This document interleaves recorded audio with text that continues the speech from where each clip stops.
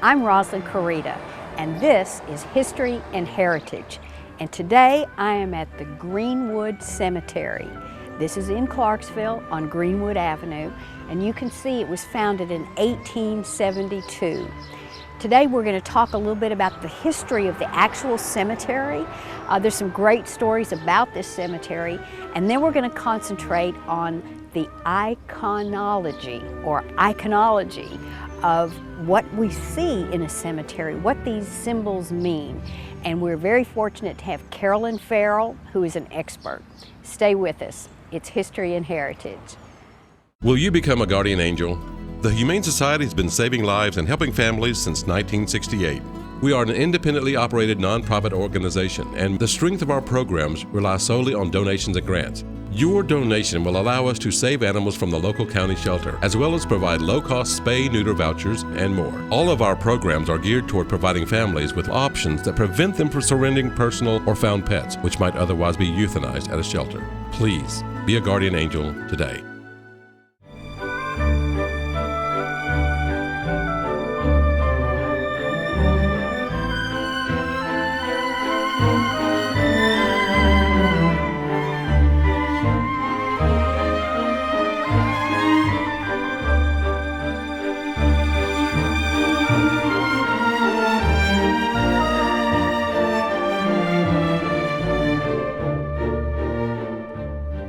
Welcome back. This is Carolyn Farrell, and she is an expert. She knows everything about Greenwood Cemetery. Thank you, and tell us, start with the beginning. Well, the beginning of Greenwood, it was founded in 1872. It didn't actually open until, or the dedication ceremony, until June 21st of 1873. And we want to look first at the house that is across the street from Greenwood. So we're on Greenwood Avenue. We're on Greenwood Avenue, directly across from the cemetery. This was the original caretaker's cottage, and it was built because the cemetery was being developed here. And from the very first caretaker, who was Reverend Scott, his family lived in that. But here's a change. The house that you see today didn't sit there originally. It sat inside the gates of the cemetery, directly across from where it sits today. Okay, so when they first built the cemetery, the caretaker's house, and when we talk about caretaker, that means the person that took care of the grounds. Right, the burials. Okay, and did you said Reverend Scott? Mm-hmm. So did he preside over the burials? He did not necessarily, but he was in charge of all the arrangements of the burials and so forth. The house was originally put in the cemetery because at a time they sold tickets for you to come into the cemetery, and he also had to watch and make sure that people didn't ride their horses in, that the children weren't playing on the headstones. There were all these rules and regulations that he made sure that were adhered to when the cemetery opened. So it's very different just culturally. I mean, we tend not to go to the cemetery unless we're visiting someone or it's a special day. And by the way, today is a special day, and I think that in the background you will hear a lot of voices and see a lot of folks because they're preparing for Memorial Day, and we have lots of scouts here today who are putting out flags, which is another wonderful part of our history. But so back in that time, you said tickets to come to the cemetery. Right. Greenwood was actually patterned after two cemeteries, Elmwood in Memphis and also Mount Olivet in Nashville, Tennessee. And if you look at Mount Olivet today, and you'll see the gates were situated the same way. Mm-hmm. The caretaker's cottage was situated in the same way. And of course they sold tickets, so Greenwood needed to sell tickets. And that's why that came to be. Huh. Well, okay, so what prompted them to move this caretaker's house out of the cemetery? Probably at the time they needed it for lots. It was expensive space. land. Okay. They could sell the lot, so they did move it across the street. And the story of moving the house actually across the street is really a funny one. They had gotten the foundation loosened. They put the house on logs and rolled it over here to the wall, and then they used hydraulic lifts to get it up across the wall, except the lifts broke. Well, so what year would this This is the time that Sam Beatty and his family were the caretakers of the cemetery. So year-wise? I can't recall. mid-1900s? This was okay, I'm sorry. This was 1932 that they moved the house. Okay, Yeah, okay. So they had 1932. hydraulic lifts and Right. okay, wasn't quite as labor intensive, but they did put No. them on logs and roll the house. That's They kind of did. interesting. They got it as far as the wall, and the lift had broken, and so Mr. Beatty, his 5 children and his wife spent the night on Greenwood Avenue, partly in the cemetery and partly in the street, with cars driving by and honking their horns. How dare you leave a house in the middle of the street? And so they eventually got it across the street the next day. So they spent the night in the house? In the house. Teeter-tottering? Teeter-tottering on the wall. That is incredible. Yeah. So then they finished up, moved it, and that's where it has been there since ever since. 1930. Right. Carol, you were telling me that there were some really sad stories that are associated with things that actually happened right here. And, you know, we think of cemeteries, of course it's sad, but there's also always the element, there's a little bit of fear when that we associate with cemeteries. Right. And you've told me these stories, and it does make you think of cemeteries in a different context. So please share Right. those. If the cemetery itself is not a sad enough place for people, it's even made sadder by the fact that 2 of the caretakers of Greenwood Cemetery lost children within the gates of Greenwood, starting with the actual gates themselves. Reverend Scott, that we referenced earlier, he had a child that was not old enough to go to school yet. And so, waiting for the older children to come home from school, the little boy climbed up on the gate leading to the cemetery. Now, that was something he was used to doing, except the night before there had been a funeral. And the buggy caught one of the gates and broke it off of its hinges. But the child didn't know that the gate was just simply leaned up against the pillar here. And so when the child climbed it the next day, the gate fell backwards on him and he died. Oh, and this was the original caretaker's family. child. Oh my Yes. gosh. Hatcher Neblett also was a caretaker here, and one of his sons decided to go with one of the cemetery workers in the back of the cemetery and work there. And he fell off of a cart, and his skull was crushed. And so another child of a caretaker here. So not a sad story, not a happy story, but sadness prevails. And but they all went on to having useful lives as caretakers here at the cemetery, regardless of the circumstances. Oh man, that's Right. always a It's tragedy. sad, yes. Well, kind of related to that, communicating. One of the things we were going to look at today, and you were going to really spend some time on, was teaching us about the symbolism. So it's about the stories that are actually written in the monuments. Right. So let's take a tour and learn about iconology. Did I say that right? You sure did. Okay. Now we're going to really learn a little bit about the history of cemeteries in general, and then we're going to go back in time, and Carolyn is really going to tell us what these symbols mean on some of these old gravestones. So Carolyn, tell us, you were telling me how cemeteries weren't always the same thing they are now. No, not at all. When Greenwood opened, this was after the Civil War, there was a big push to honor as many of the soldiers as possible, and then the idea came out of really coming up with ornate monuments. It was a park-like setting. People came here to visit the graves as much as they did to see the artwork that was here. This is a study in artwork here. And so as the years progressed, we had these magnificent monuments placed in the cemetery, but all that sort of came to an end when World War I came about, and we had so many to bury, and the idea of a cemetery changed, and especially towards World War II. So we got to more the same type of headstone and got away from the magnificent artwork that we see today. So now, when we think about a monument or a headstone, we really do think of something that sort of looks like The same. a tablet, sort of with a name, right. and there's been a little changes, but nothing like what we see in this cemetery. Right. And so tell us, you made a comment that I thought was very interesting, that back in Victorian times, Especially. people only really showed off, or it wasn't really culturally accepted to show off, except at your wedding And your funeral. and your funeral, Right. which we don't, now we don't look at things like that. So tell us what they tried to communicate with some of these monuments. Right. Well, this monument that you see before you is Josh Elder, and he was a very prominent man in Clarksville's history. They put a lot of different symbols on here because of that.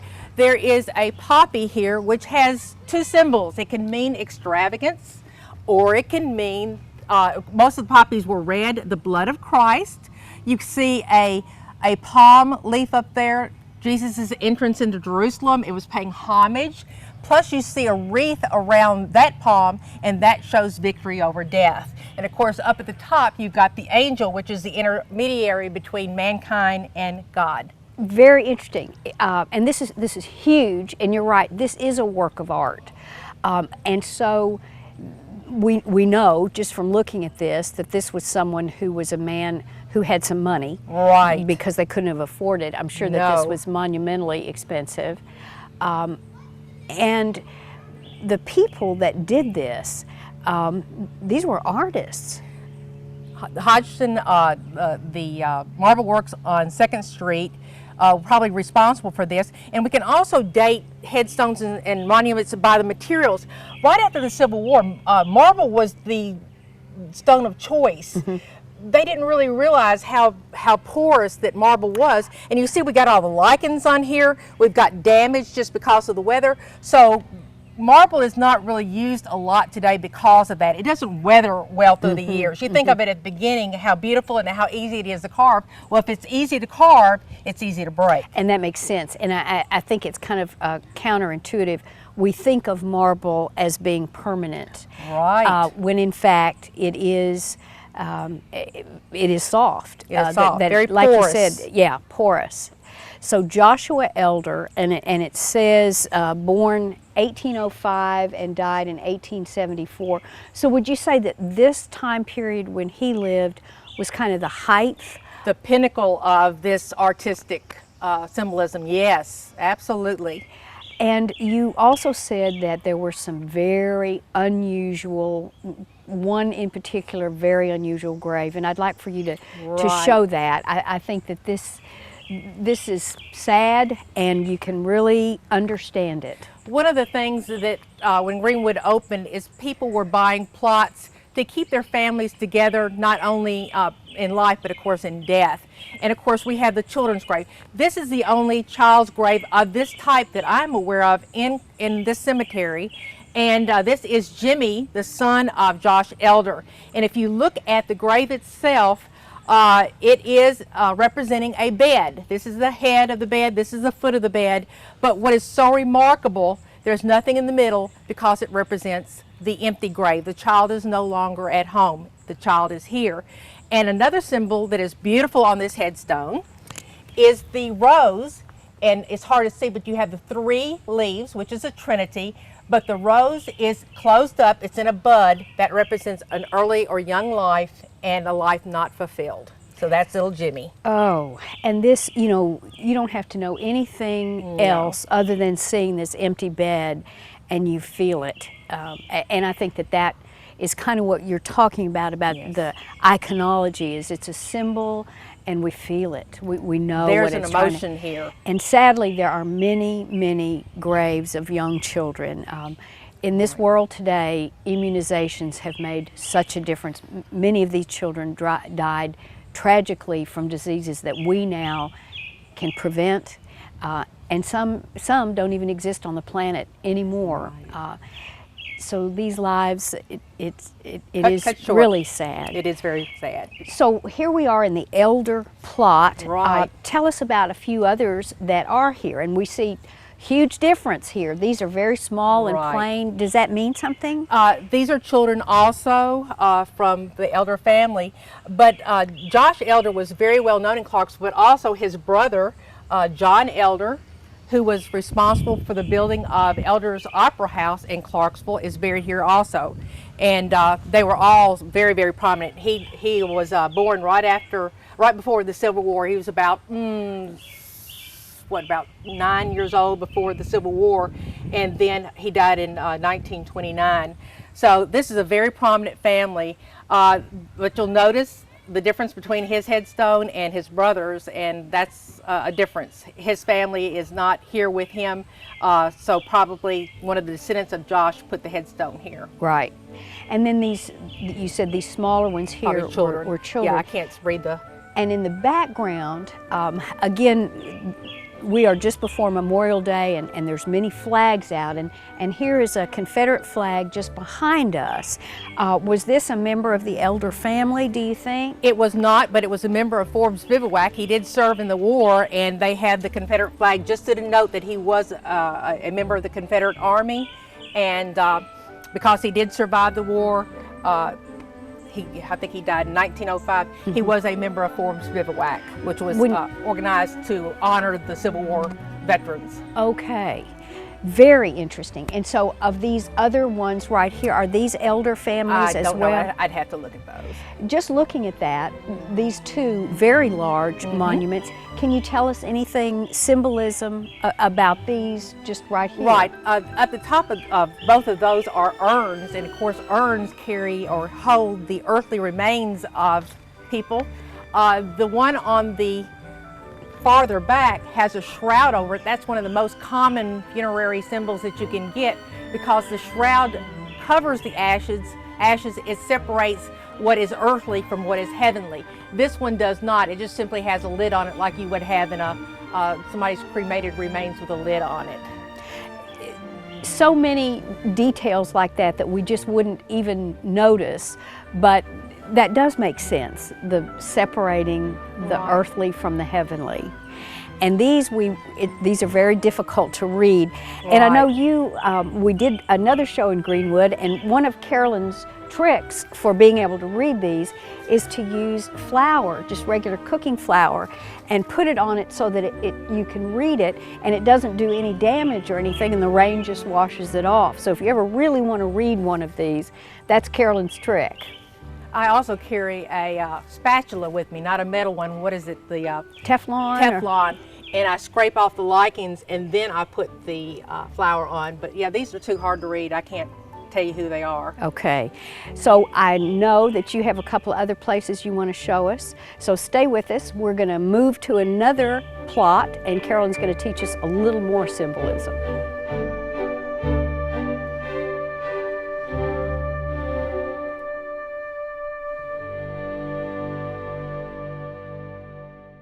Have you ever been hungry, worried about where you're going to get your next meal? Loaves Fishes is an organization feeding the hungry. Primarily through volunteer efforts and donations, we are able to accomplish this mission. Loaves Fishes provides a midday meal Monday through Saturday year-round. We provide food to agencies helping the needy through our distribution program. If you would like to donate, get involved, or for more information, you can find us on the web at www.loavesandfishestn.org. Please help us with our mission of feeding the hungry.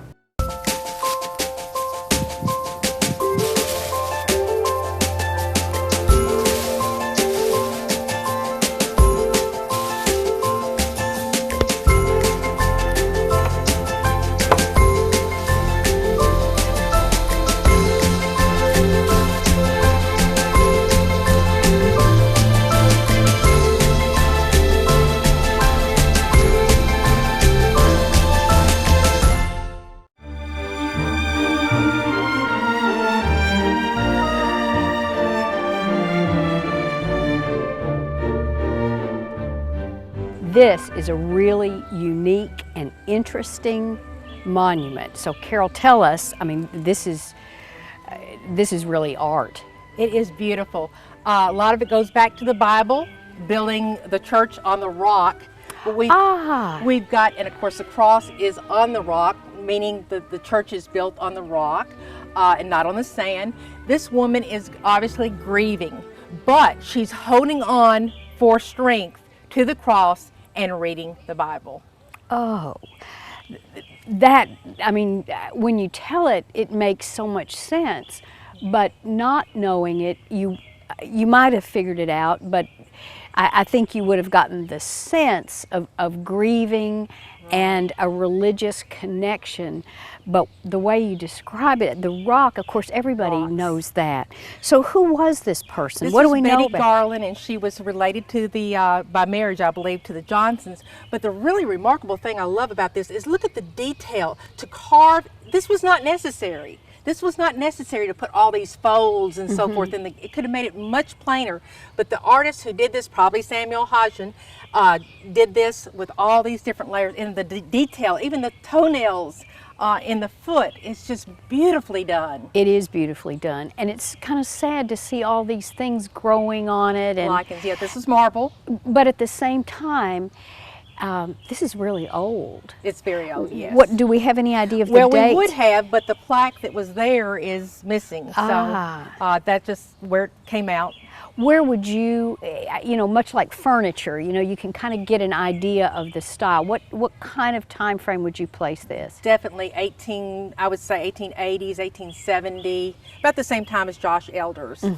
Very ornate, yes. Right. And you think it was the same person? Probably. Let me look behind here and see because Samuel Hodgson used to sign his monuments, not all of them, but some of them. No, I don't see it because the mark would have been right here if he had done that, which we see on some of the others. But you can even see the chisel marks.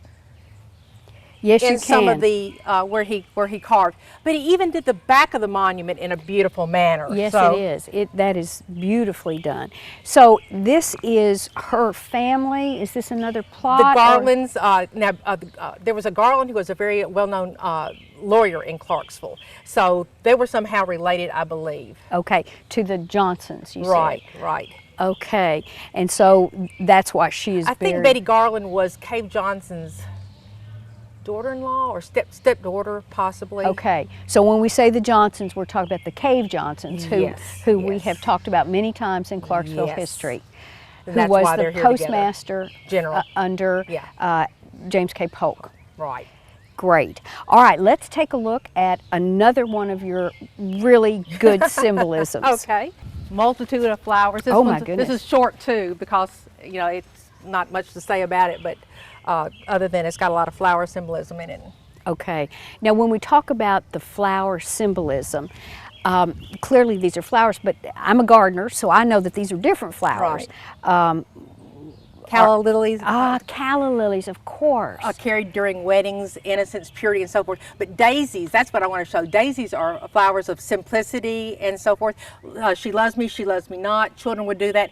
But from this simplicity, we also got pushing up daisies when we talk about somebody dying. Oh, for heaven's sakes. So who is this person? This is the McCraes, and they were also wife of Wesley Drain, the Drain family. Okay, we know where Drain Street is over by Austin. Right, and the Drains are buried over there, and here she is. Why is she buried separately? Because she's married to the McCraes, which is behind you. Okay, now this monument is in great shape. Yes. Why has this is probably granite. I'm thinking this is granite, so this is not marble. And that has made a huge difference in its ability to withstand the elements. Right. So, because she died in 1901. Right. So this has been here a long time. If she had died in 1800s, it would have probably been made out of marble. So that's when they made the switch. Right. They're starting to realize that this is not an enduring stone. Right. So in this plot area, tell me about this. We couldn't possibly miss this. This is very architectural. It's gotten away from the flowers. This tells you this is a man's monument. This is not, showy like a lot of women would have, of course, the flowers on them. Right. So this is more architectural than anything else. And again, it's got the urn at the top with the earthly ashes and then the shroud draping it. Born December 1830, died June 1903. Right. So again, the time frame here is a little closer. Well, for some reason, this is made out of marble. I'm not sure if because of the carving, but this one is marble, this one is granite. Okay. And this, do we know anything about Bailey Washington McCrae? He was a very prominent Clarksvillian. I'd have to look and see because I'm doing several books. I'm doing several books right now, and it's hard for me to keep everybody straight. But he was very prominent. And clearly, this goes along with what Money. you're teaching us about the symbolism, Right. that people did kind of show off at the end. Right. And this says, I did was- something. Yes. When a funeral happened in Clarksville during that time period, people talked for days about how many hearse or how many cars were there, how many people attended, how many flowers were delivered, who attended, who, it was just a big who's who and a big show of prestige. And this would have been one of those. Austin Peay, Governor Austin Peay, that's buried over on the back part of the cemetery, the whole hillside was covered with flowers. You couldn't even walk close to the burial site because it was just covered with flowers. Well, hopefully we'll get a chance to take a look at that one. I think we have time to do one more and have Carolyn teach us one more episode of iconology. Now we are standing in front of the vault. And you said that this was... The receiving vault. Okay, now when we say receiving vault, because it looks like just a vault where people are buried. So if we go back in time, that's how we learn about receiving. So tell us what that... Right. When the cemetery was originally designed, they wanted to put, as all cemeteries had at that time that were being developed, had a receiving vault. We have our funeral homes today. We have means of keeping a body until burial. But back in the day, if you died in Clarksville and your family wasn't able to get here for weeks, possibly months, they needed a place to put the body. So they would put it in the receiving vault. Also, if the weather, Clarksville had some extreme weather, especially in the like 1917 and so forth, the ground was so hard they couldn't even dig the graves. Okay, so that meant you really had to do something You had with to the do body. something. So they would put it in the receiving vault. And when funeral homes came into being and embalming came into further use, there was no longer a need for a receiving vault. So the cemetery sold it to the Miller family. And up in the corner, the Miller family added the Star of David on both sides so that you can tell that this family is Jewish and they bought the vault for their own personal use. Now, does this mean that there are members of this family who are interred Yes. in this vault? Yes. Okay, and then we also have some additional headstones out here. Right. Whether there was not enough room in the vault for them to be buried, or they preferred to be buried in the ground, we don't know. And but these are more recent. Yes, these are more 1990, 2005. right. If you'll look on the headstone, one thing that you can really tell about a background of a family, there are stones on these headstones because this is of the Jewish faith, and it is customary that when you visit a family or someone who has died at a cemetery, you place a rock there to say, I have come and visited you. So if I were a member of this family and I came today, I would say, well, 3 or 4 people have come to visit since the last time. So I have seen some of the headstones in older cemeteries piled up with rocks on top of them. And it's not disrespect, it's a way of saying, I have come to visit you. And so that really in itself is symbolism. Yes, it is. Of a different kind, more of an interactive rather than what we've talked about what's been carved. Right. And then another symbol, the flag is in front of this vault. And Right. again, we are just before Memorial Day, and so we know that someone in this family served in the military. Right. Carolyn, you know so much about the cemetery, and I know that you have written and are writing several books, historical. They're not all cemetery, but you Right. just recently did one on Nanny Haskins. Right, and I also have done a book on Greenwood Cemetery. It's going to be printed. It's not ready to be done yet because I have another book that I promised to get done sooner. So as soon as I get it printed, it will be available. But you can reach me through Miss Greta, and I'll have those probably by Christmas. I think that's great. I have had a lot of people communicate with me about this show, and I wanted to make it a little bit easier than just, folks who come up to me in the grocery store and say, I watch History and Heritage and I love it, and I loved what you did at Greenwood Cemetery, or could you do this? So we're going to put an email address up on the screen. Feel free to communicate with us. Carolyn, I'll stay in touch with her, and if you have questions or need information, I'll get it to her. And if you have suggestions for another show, another place, somewhere that you think we really have some history and heritage that you would like to see. So we'll put that email up on the screen, and we've got a few bugs around me today here. But this is your history and your heritage.